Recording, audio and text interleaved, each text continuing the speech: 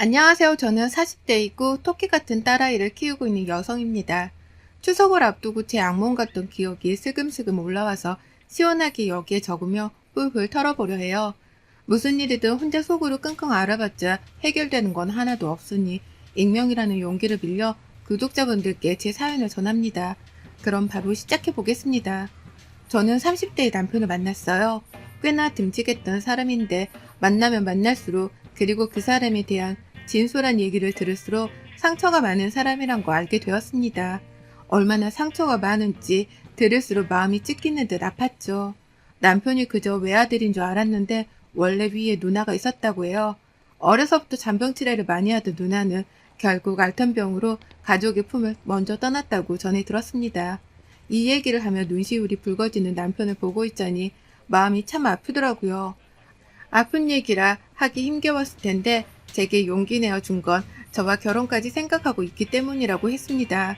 결혼을 생각하고 있는데 속이는 게 있으면 안 된다고 생각했다네요.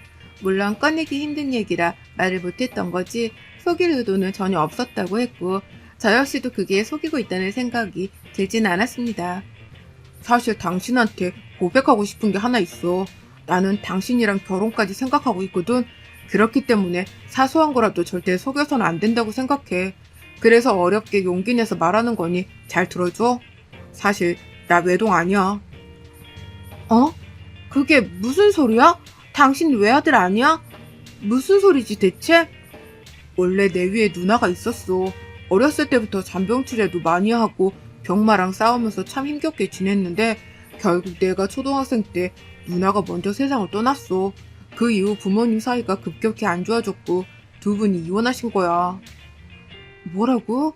전혀 상상도 못했어. 꺼내기 어려운 얘기였을 텐데 이렇게 먼저 말해줘서 고마워. 근데 그 이후로 부모님 사이는 왜 안 좋아지신 건데? 그게 누나가 아프면서 엄마는 누나랑 병원에 항상 같이 있었고 아빠가 날 돌봤어야 하는데 아빠 본인도 일하고 피곤하니 이 생활이 지치고 힘들었겠지. 그러다 누나 떠나니까 모든 원망을 엄마한테 쏟았고 엄마는 아빠한테 쏟고 서로가 서로를 원망하면서 지내다 결국은 이혼하셨어. 정말 힘든 시간을 보냈겠네, 당신.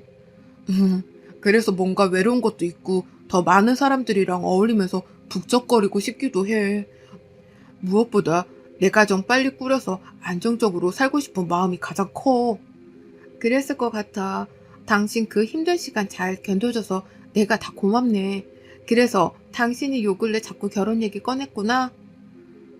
참 어려운 얘기를 해주는 남편이 고맙고 짠하면서 이래서 결혼 얘기를 자꾸 꺼냈구나 싶었습니다. 남편은 과할 정도로 제게 결혼에 대한 얘기를 은근슬쩍 꺼내기 시작했거든요. 처음에는 대체 왜 저럴까 싶었지만 시간이 지날수록 남편의 진심이 느껴져서 그런지 저도 곰곰이 생각해보게 되었죠. 그런데 다른 걸 다 떠나서 그 사람 곁을 지켜주는 따뜻한 사람이 되어주고 싶었습니다. 그리고 제게도 아픈 상처가 있었던 어린 시절의 가정사를 남편에게 들려줬어요.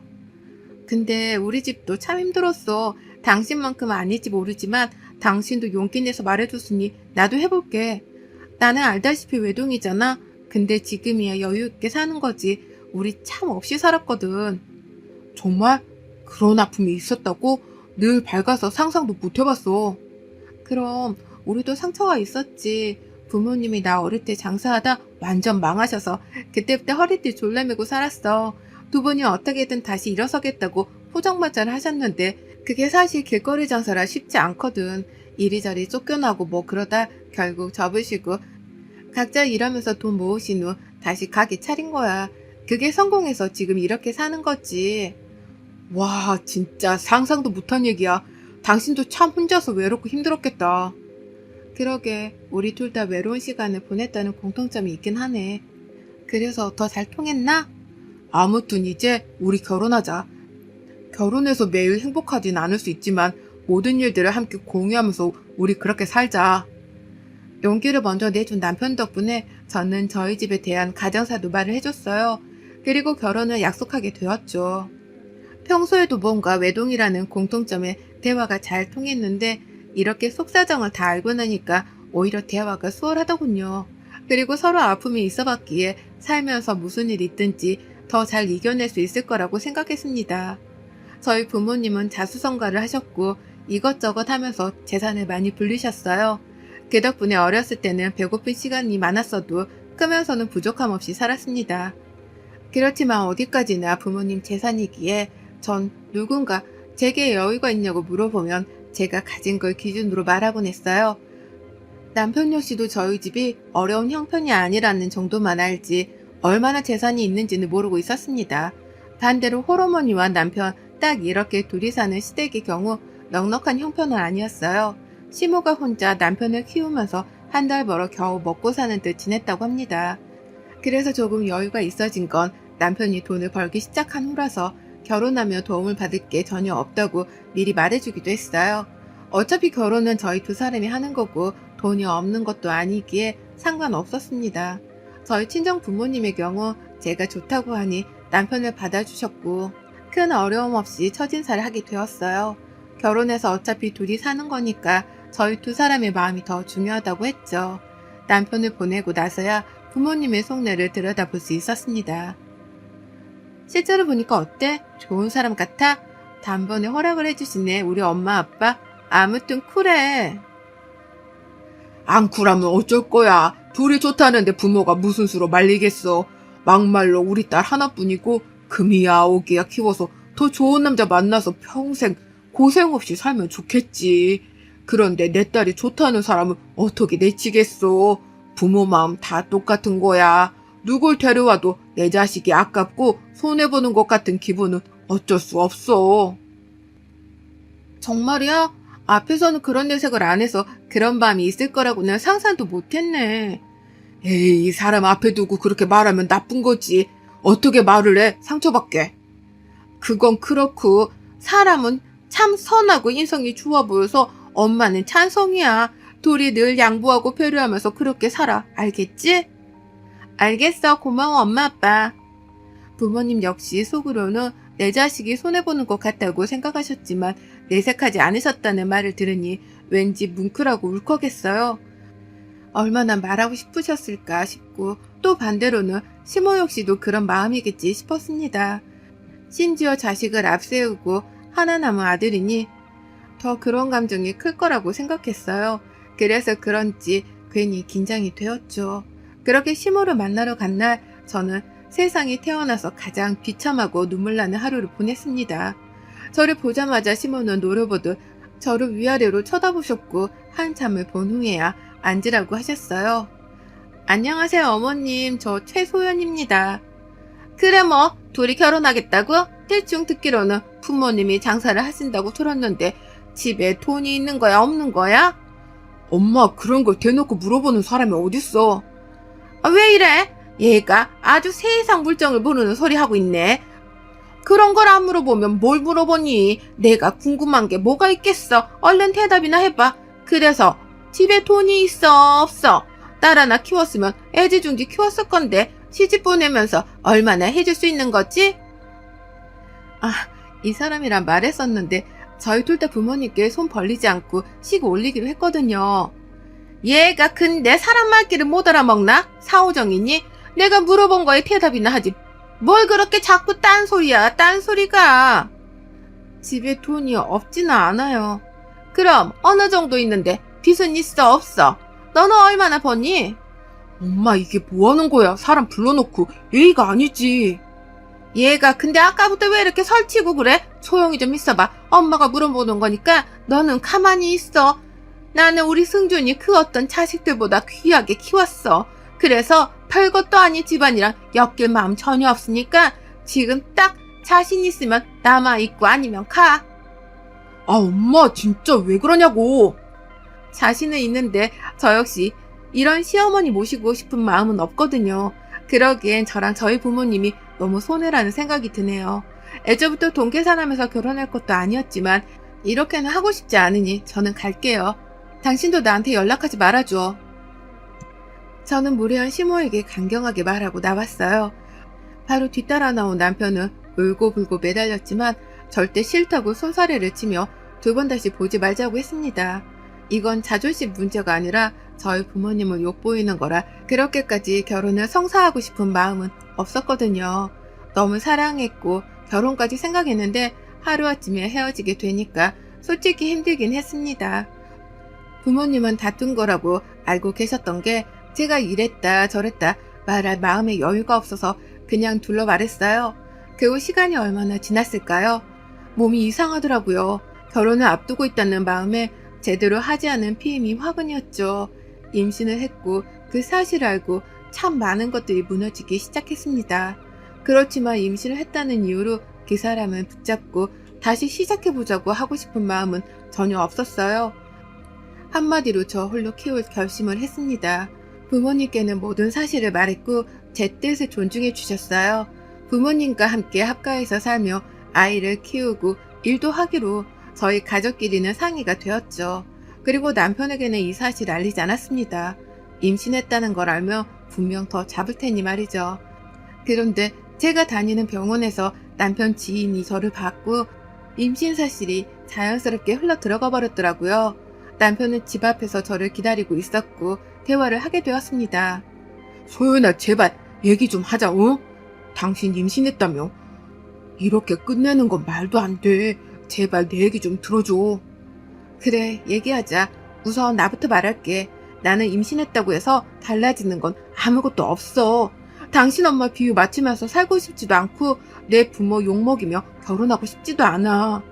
어떻게 당신 자식만 귀하겠어. 모든 자식들 귀한 거 부모 마음 똑같지. 우리 부모님이라고 뭐 당신이 100점 사위겠어? 그래, 맞아. 우리 엄마가 누나 떠나보내고 아빠 떠나고 남은 게 나라서 더 애착이 심한 거 나도 잘 알고 있어. 그러니까 하는 말이야. 소연아, 나는 당신 떠나면 진짜 못 살아. 엄마랑도 다 얘기했어. 우리 사는 거에 전혀 관여 안 하시겠다고. 사과도 직접 하신다고 했어. 글쎄, 지금 이 순간이야 그렇게 넘어갈 수 있겠지만 과연 그 모습이 얼마나 유지될까? 난 잘 모르겠는데? 저는 남편과 긴 대화를 했고 그 끝에 저희 엄마께서 이 모습을 발견하시고 들어오라고 하셨습니다. 그리고 엄마와 함께 대화를 했어요. 솔직히 나는 우리 소연이 너무 귀한 딸이라 혼자 미혼모로 아이 키우는 거 너무 속상하고 싫어. 그렇지만 자네 어머님 같은 분이 우리 딸 시어머니인 거 더더욱 싫어. 내 딸이라서가 아니라 얼마나 반듯하고 성실한지 몰라. 자네가 이런 내 마음을 혹시 아나? 정말 죄송합니다, 어머님. 입이 10개라도 할 말이 없다는 것 잘 알지만 제게도 한 번만 기회를 주세요. 결국 친정엄마와 대화를 한 저희는 시모를 한 번 더 만나보기로 했습니다. 시모를 만나러 갔더니 시모는 제게 그러더군요. 너는 대화를 하다 말고 그렇게 가버리냐? 내가 무슨 말을 할 줄 알고? 내가 아주 깜짝 놀랐다. 그리고 임신했다며. 임신까지 했는데 결혼 어떻게 안 하려고 그래? 여자 혼자 애 키우는 게 어디 쉬운 줄 알아? 내가 그날은 행동 자체가 지나쳤다는 거 인정하고 사과하마. 서로 조금씩 배려하고 양보하면서 결혼해보자고. 시모는 마냥 상냥하게 바뀌진 않았지만 그래도 그 속에 진심을 받기에 저는 결혼에 대해 조건을 바꿨습니다. 알아보고 결혼을 결정하겠다고 했어요. 저는 혼자 키워도 상관없어요. 그래서 이 결혼은 살아보고 결정할게요. 식도 올리지 않을 거고 말 그대로 살아보고 어머님과 제 사이를 더 지켜보고 결정하고 싶어요. 뭐야? 그게 무슨 뚱딴지 같은 소리냐? 말 그대로 동거할게요. 그리고 확신이 살 때 결혼식도 올리고 혼인신고도 할게요. 이런 조건이 탐탁지 않으시면 언제든 말씀하세요. 없던 걸로 할 테니. 소연아, 아무리 그래도 그거 너무하지. 결혼이 아니잖아. 이혼녀로 살고 싶진 않아. 처음부터 혼자인 게 난 더 맞다고 생각해. 그러니 이런 내 뜻에 못 따르겠으면 당신도 마음 접어. 아니, 별 황당한 소리를 다 듣겠네. 대체 이게 어디 나라 법이냐? 어? 제 법이에요. 싫으시면 말씀하시라니까요. 저는 완강하게 말을 했고 제 조건은 제게 너무 중요했어요.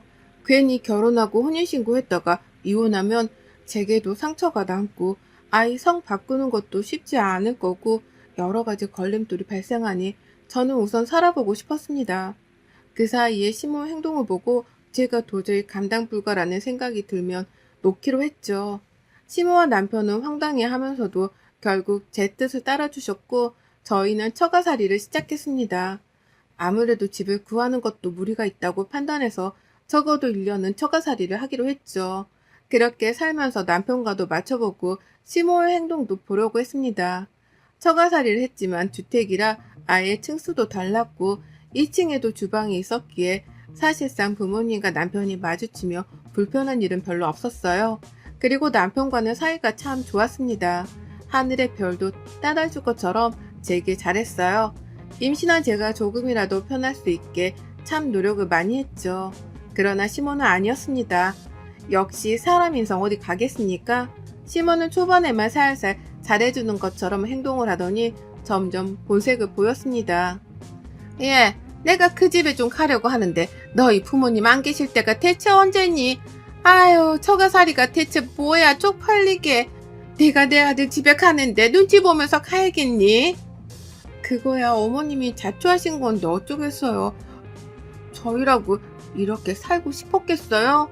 저도 예쁜 드레스 입고 시골리고 좋은 집 들어가서 평범하게 살고 싶었어요, 어머님. 너는 가만 보면 한마디를 안 진다, 어? 글쎄요, 안 진다기보다는 그냥 어머님이 꼭 그런 말씀만 하셔서 별 수 없이 대꾸를 하게 되네요. 시몬은 처가살이를 하는 남편에 대한 불만을 토해냈고 여전히 날선 대화는 이어졌습니다. 그러면서 자연스레 저는 마음을 비웠던 것 같아요. 이 생활의 끝은 결국 헤어짐이구나 라고 말이죠. 시몬은 저희 부모님이 보기 싫다는 이유로 한 번도 오지 않으셨어요. 그렇다 보니 어떤 집에서 어떻게 살고 있는지도 모르셨죠. 남편은 시몬에 대한 원망과 미움이 있었기에 자주 연락도 하지 않았어요. 그냥 저희끼리만 보면 전혀 문제가 없는데 그 사이에 시모가 있다는 게 큰 문제였죠. 이걸 무시하고 살자니 한평생 쏘가리 할 게 눈에 훤히 보여서 그럴 수도 없었습니다. 남편 역시 시모가 저를 갈굴 때마다 불안한 마음이 보였어요. 뭔가 시한폭탄을 안고 사는 기분으로 하루하루를 보내던 어느 날 폭탄이 터지게 되었습니다.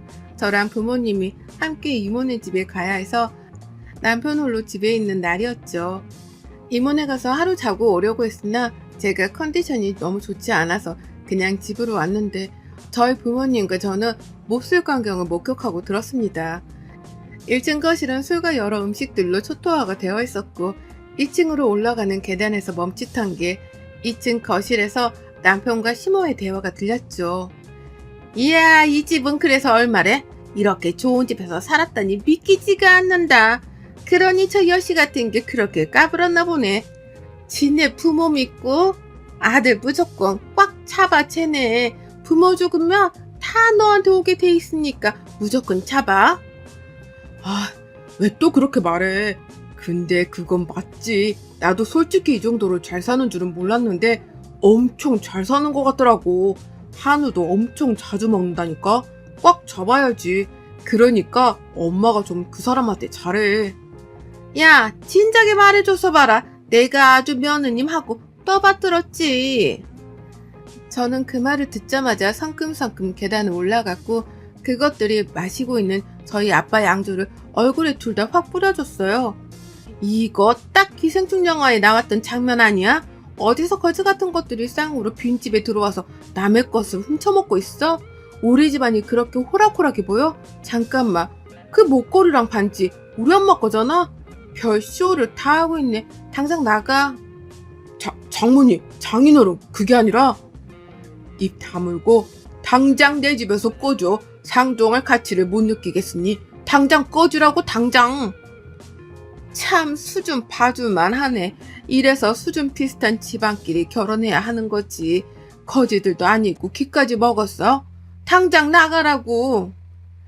아빠는 정말 고함을 치셨고 저것들에게 당장 나가라고 난리를 치셨고 빌고 또 비는 남편과 시모를 쫓아냈습니다. 그리고 엄마께는 방에 들어가셔서 없어진 게 없는지 보라고 하셨어요. 보니까 제 시계 2개랑 엄마 주얼리가 꽤 없어진 게 보였죠. 저희는 경찰에 신고하는 동시에 시모를 잡았고 가방을 뒤집어 탈탈 털었더니 거기에 저희 고가의 시계와 주얼리가 있었습니다.